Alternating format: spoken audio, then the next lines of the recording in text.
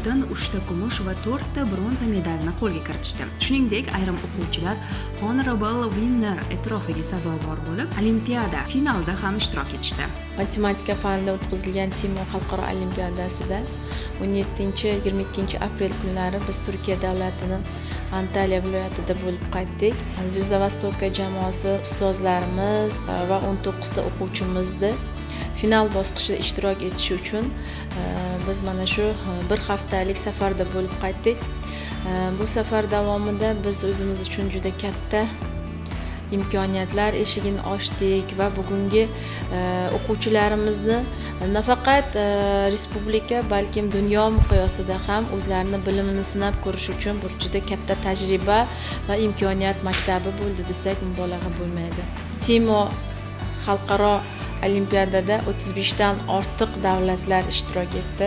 Antalyada bo'lib o'tgan Turkiya xalqaro olimpiadasida 35 dan ortiq davlat ishtirok etdi va bu davlatlar orasida ta'limi juda rivojlangan davlatlar ham bor edi. Misol uchun Xitoy, Rossiya, Hindiston, Indoneziya, Malayziya, Kosovo kabi davlatlar bor edi va mana shu davlatlar ichida O'zbekiston vakillari ham juda munosib ishtirok etdi.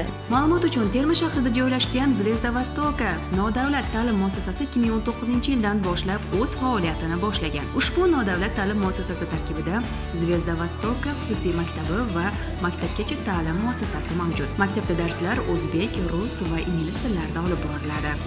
Timo olimpiadasi bu Turkish International Mathematics Olimpiada, ya'ni Turkiyaning xalqaro matematika olimpiadasi hisoblanadi. Biz bu olimpiadada qatnashib keldik va sovrindorlar safidan joy oldik.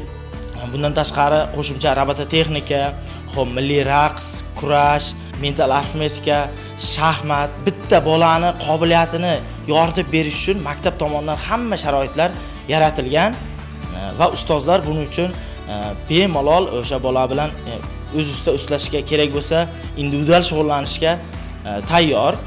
Ilmiy salohiyatga keladigan bo'lsak, hop bizda oliy toifali o'qituvchilar, xalq ta'lim oluvchilar va bundan tashqari ikkita Zulfiya mukofotini olgan o'qituvchilar maktabda ta'lim berishmoqda.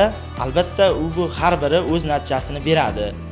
Ushbu yutuqlar O'zbekistonda ta'lim tizimini rivojlantirishga qaratilayotgan e'tiborning yaqqol namunasidir. Mazkur ta'lim dargoh o'qituvchilari va tarbiyachilarining fidokorona mehnati, o'quvchilarning bilimga chanqoqligi va tinimsiz izlanishlari ushbu g'alabaga zamin yaratdi.